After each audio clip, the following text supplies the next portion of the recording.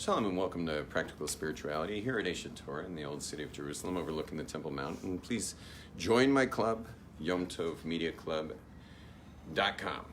Please go online and join that club. Let's get the word out there. So today we're going to talk a little bit about moods, which is kind of funny because I almost never have a low mood. And I kind of had a low mood yesterday, which is rare for me. And I don't think it was a true low mood, but it was definitely within the realm of a low mood. Certainly had all the symptoms. So what we're going to do is talk about moods. Moods are really, really important because the quality of your day is going to come out based on the mood. Doesn't matter. Like, you can have the best things happen to you, and a low mood is not going to mean much. And in a great mood, you could have sad things happen to you, and you just totally miss that as well. So moods are really, really a big, big part of how life comes out. And therefore, we need a little bit of mastery when it comes to moods and how to deal with them. And obviously, the most important thing is going to be to identify moods. There's other important things, like, for example, maintaining high moods. How do you maintain a high mood? I'll give you a couple secrets to that. And also, once you're in a low mood, if low mood's locked in, well, how do you deal with the rest of that day and maybe even days? So how are you going to deal with that? But the most important thing to know about moods is that whenever you're in a low mood, it's an important thing that you do not try to solve any problems in a low mood. Okay? You have what's called an NAD. NAD stands for non-analysis day. Because moods have a big impact on your thinking, and when you're in a low mood, you are in a non-resource day. Your job that day is to just get through it. Distract yourself, do what you got to do, listen to some music, go do some sports. I can tell you, while we're at it, I'll tell you a couple things to do in a low mood day. What happens if you're most of the time in a low mood? That will never happen to anybody who learns what I just taught you. Meaning, once you know about NADs, what's NAD stand for? Non-analysis day. Once you learn about NADs, you never, ever will have a low mood for more than a day or two. You'll be shocked. 97% of people who deal with depression just don't understand low moods, and they try to analyze their problems. And so it keeps them low mood. I'll show you it on a graphic. So if moods go up and down, as they do, moods are like this, up and down. And what happens is in a low mood, let's call this the low mood here. So in a low mood, what happens is analytical people, they try to, and especially, this is why Jews also make up over 40% of depressed people in the world, is all because of our special thing we have. What's the special thing we have? Everyone says we're very what? Analytical, excellent.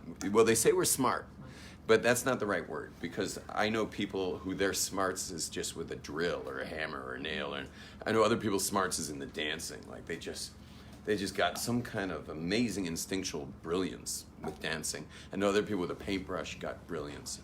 So there's a lot of different brilliance. The Jewish brilliance is in analysis.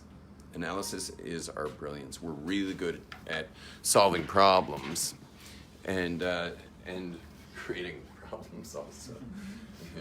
If you think about the stock exchange and the hedge funds and all the leveraging of real estate and everything, that's always Jews back there making your house worth nothing in a day, So we're good at analyzing things.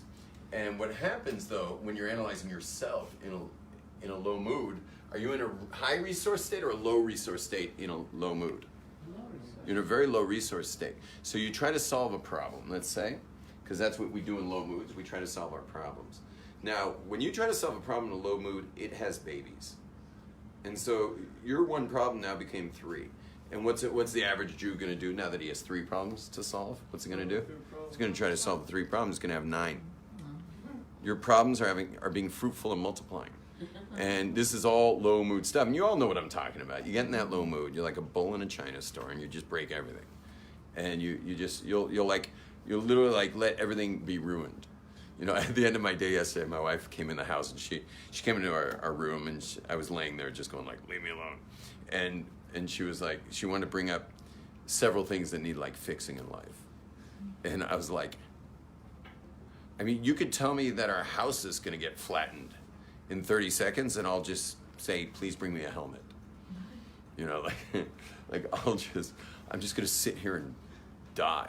You know, like this is not, I'm in a non-resource state, and I will not be solving any of our issues right now. Like, that's just not going to be going on right now. So someone in a low mood has what's called a non-analysis day. Non-analysis day. Okay? Non-analysis day. And what happens is when you're in a low mood, what you'll notice is if you try to analyze your thoughts in a low mood, you'll wind up here, which is called analysis paralysis. And this is all those depressed Jews out there that they just don't stop analyzing all their problems, and they, of course, they're in a non-resource state, because once you're stuck in analysis paralysis, it's going to be really bad news. And a low mood over time, what's that called? Depression. Depression is just a low mood over time. Is a low mood depression? Not at all. Low mood's just low mood. It's like, you know, everything works vibrationally. Even dogs have moods. Like everything. My voice right now is crossing the room in oscillating vibrations. Everything works that way. And so do we. We each have our own vibrational energy. Sometimes it's very high, and it comes with very resourceful thinking. Sometimes it's very low, and it comes with non-resource thinking. Those are days where it's more contractive, whereas there's more expansive days. God knows what he's doing with moods. But what happens, unfortunately, is so many people get stuck in this low mood day, and they miss all the upswings. They would have gone right up had they just had what's called a non-analysis day. In a non-analysis day, you literally do not analyze your moods. That's the most important thing in a low mood, is to not analyze your problems. Do not deal with any problems in a low mood. The most important thing. And what you'll discover is within 24 hours, you'll be feeling fine. And you'll be shocked, and you're going to want to give me a big hug. You're going to say, Rabbi Glaser, you saved my life. Because my low moods were a lot longer than one day. And ever since you taught me about non-analysis days, I'm fine. And it takes one to know when I was this guy. This was me. I'm a highly analytical person. And I destroyed myself with that analysis. I mean, I put myself as the target, and I just shot arrows at myself all day, trying to constantly fix stuff that I was not in the right resource state to be fixing. I had no business trying to fix my life up. And so I had I remember my very first non-analysis day. It was 26 years ago, something like that. And I'm someone who, I would go into depression for like months, 6 months, 8 months. I would have won most depressed guy at Aish award when I was a Bacher. I mean, I was really chronically depressed. And as soon as I learned about NADs, having a non-analysis day, that was the last time I was depressed in 26 years. And I went to everybody, every therapist, every rabbi. I got brachas here, prayed at the tombs. I did everything you gotta do. You know, anything you can do against depression, I tried it. Nothing worked, because my search engine, my analysis brain is crazy strong. I have a powerful Google search in my brain, but unfortunately I did all the clicking against myself on my search engine, and wound up really dealing with depression for years. But I got out of it, Baruch Hashem, through the NADs. I remember that day, like, people were coming up to me. When you're depressed, everyone thinks they're your therapist, so they walk up to you, they're like, how are you? Not that they're listening, but they're like, everyone's your therapist. How are you today? You're just like, get out of my face, man. So people were walking up to me that day, and they're like, how are you? And I said, don't know. And they're like, what do you mean you don't know? I don't know. I'm in yeshiva. In yeshiva you learn Gamora. I'm going to go open my Gamora and learn. One day later, I was fine, and I've been fine for 26 years. It's crazy. Like, it was that simple. And thank God I've been able to help a lot of people with that. But just to let you know, since you do got to get through that day, it's going to be a rough day, because every thought you're going to have is on a low mood day is going to be pretty harsh. So just to get through the day, I got a couple things you can do. One of them is to, well, I'll give you a bunch of things. One of them is that all those thoughts you're going to have all day in a low mood day, those nasty thoughts, you're going to have a couple thousand an hour. So it's not going to be an easy day because we all think thousands of thoughts an hour. It's involuntary. You know, unless you're a meditator, you're probably thinking involuntarily most of the day. Most of the content's pretty involuntary. So just like your heart beats and your lungs breathe, your brain thinks. So let's do a little exercise. Everyone take your right hand, raise your right hand. Okay, we're going to say hi to our heart. Say, hi heart. I'm going to say, hi heart. Hi lungs. Hi thoughts. Not. Say not. Not going there. Let's try it again. Hi heart. Hi lungs. Hi thoughts. Not going there. Okay, your thoughts in a low mood day are just a train going to a bad neighborhood, man. Okay, you know where that train's going. And I mean, I imagine when you go to a subway system in LA or, I'm sorry, in New York or Europe, I imagine you actually look at the sign to see where the train's going before you get on. Yet, how many of us get on trains of thoughts that are leading to really bad neighborhoods, and we just jump right on that train, don't we? So you don't get on those trains of thoughts. In a low mood, you better be very careful with those trains. So you just let that thought come and go. So that's where we're going to do our next one. You guys ever looked at an internet site that has the news, and they have the breaking news moving by? It moves by. It's called a scrolling marquee. Just kind of scrolling by, and it's just a headline. You can click on it, or you can just let it scroll by. Tell me, in a low mood, should you be clicking on your thoughts, or should you let them scroll by? Let them scroll by. Okay, everyone take your right hand up. Okay, move it to your left side of your forehead, out in front, and go, my thoughts are a scrolling marquee. We're going to do that 2 more times. Again, my thoughts are a scrolling marquee. One more time. My thoughts are a scrolling marquee. Now, I mean, you do see headlines sometimes where it's like, what? You know, but most of the time you're just like, like, what high school was shot up now? You know, like, next. So, meaning we're pretty calloused. We're pretty calloused when it comes to headlines. You know, they don't touch us much. We get pretty cold-blooded when it comes to headlines. So I'm asking you to get a little more cold-blooded with your scrolling marquee when you're in a low mood. Is just let it scroll by. You're not clicking on any of those headlines. I'm not going for the full analysis of that story, for sure. That's just a headline. It's going to scroll by. Moving on to my next horrible thoughts. Now the in a low mood, there's other things you can do. One thing is alcohol. Drink alcohol in a low mood. Not more than 1 drink, meaning 1 glass of wine or 1 12-ounce beer or 1 shot of whiskey or something, whatever your favorite high alcohol, 40% alcohol is. So, but definitely drink. You want to start playing with your mind a bit, and alcohol does affect the brain. So definitely have a shot of, or the equivalent of 1 drink. Also, when you have your coffee that morning, you want to have a strong coffee. So go for like double. Coffee is a mood enhancer. So you want to double up on coffee for your morning coffee. Those who are addicted to coffee, I don't even know what to say to you. Okay, but I'm talking about the people who just go for the fog lifter in the morning. And you should know, the fog lifter people, they know how to appreciate coffee. Because once you drink more than 1 cup a day, it doesn't lift the fog the same way. Yeah, that rhymed. Once you drink more than 1 cup a day, it does not lift the fog the same way. But those who have got it nailed down to that 1 fog lifter in the morning, it's amazing. And try to have it as close to prayer as possible. Basically, coffee, bathroom, prayer. Okay? And it is a laxative. So, and you're supposed to pray with a clean body.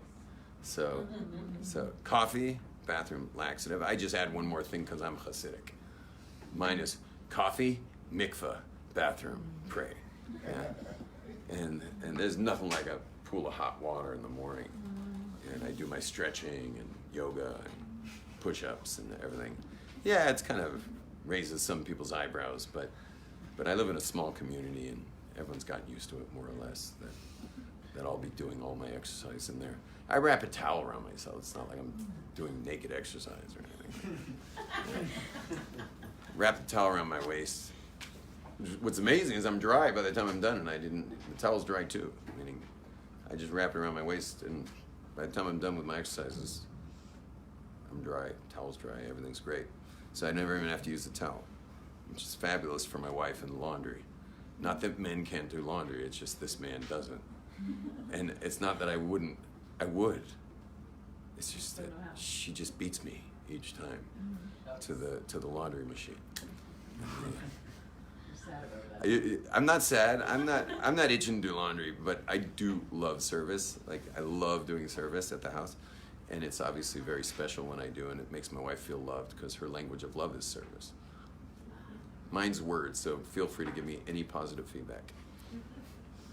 Doing great. It's coming in. Can you imagine though what a miss that is? My wife says service and mine's words.